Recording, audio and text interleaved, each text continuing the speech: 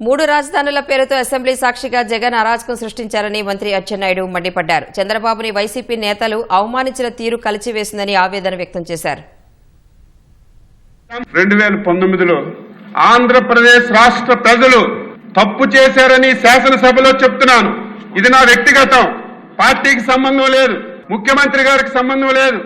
ఎందుకు ఈ మాట అంటున్నానంటే, మళ్ళీ తెలుగుదేశం పార్టీ అధికారంలోకి వస్తే బాధలుంటాయా? ఈ రోజు మళ్ళీ తీర్మానం చేసుకునే అవసరం వస్తుందా?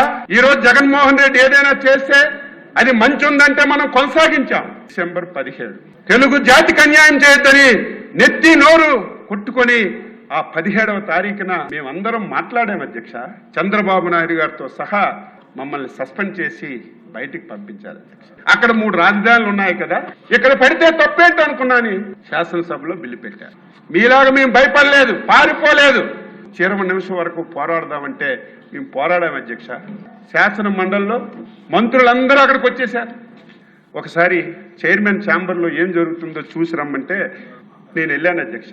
విజయసాయిరెడ్డి, టీటీడీ చైర్మన్గా ఉన్నటువంటి వైవి సుబ్బారెడ్డి, సకల శాఖల మంత్రిగా వ్యవహరిస్తున్నటువంటి సజ్జల రామకృష్ణారెడ్డి మొత్తం ఆయనకు చుట్టుముట్టి ఎంత ప్రజలంటే భగవంతుడు ఆయన వైపు ఉన్నాడు కాబట్టి బతికాడు. నాలాంటి వాడు ఇంకోడైతే టెన్షన్కే బాధపడిపోతే చచ్చి అంత టెన్షన్ పెట్టారు అధ్యక్ష.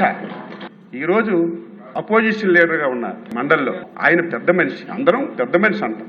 ఆయన మాటలు కులం మీద మతం మీద తిట్టి ఆ బూతులన్నీ వింటే బాధ ఆవేదన కలిగింది. దేవుడి దయ వల్ల ఈ బిల్లు ఎట్టి పరిస్థితుల్లో పాస్ అవ్వకూడదని ఆయన సెలెక్ట్ కమిటీకి పంపించి ఈ రాష్ట్రాన్ని బతికించారు.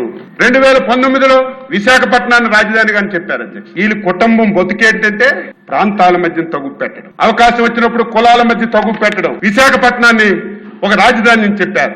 మేము మాట్లాడితే మా ఇంటి మీదకి దాడులు పంపించారు.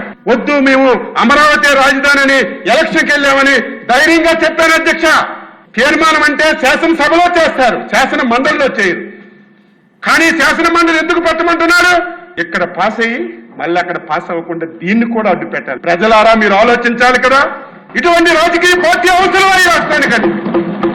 ఆంధ్రప్రదేశ్ ప్రజలారా, నిండు సభలో చేతులు జోడించి మాట్లాడుతున్నాను, మొక్కుతున్నాను.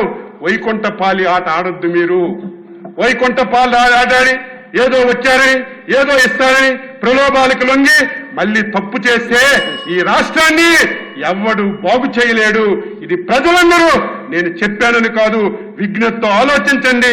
మీ గురించి, మీ భవిష్యత్తు గురించి పనిచేస్తున్నటువంటి చంద్రబాబు నాయుడు గారిని, పవన్ కళ్యాణ్ని, ఎన్డీఏ ప్రభుత్వాన్ని నిండు మనసుతో ఆశీర్వదించండి అని చెప్పి కోరుతూ ఈరోజు ముఖ్యమంత్రి గారు ప్రవేశపెట్టినటువంటి తీర్మానాన్ని మనస్ఫూర్తిగా 5 కోట్ల మంది ప్రజల తరపున, ఈ దేశంలో ప్రపంచంలో ఉన్నటువంటి ఆంధ్రుల తరపున హృదయపూర్వకంగా స్వాగతిస్తూ ఈ అవకాశం ఇచ్చినటువంటి మీకు హృదయపూర్వకంగా ధన్యవాదాలు తెలియజేస్తూ సెలవు తీసుకుంటున్నాను.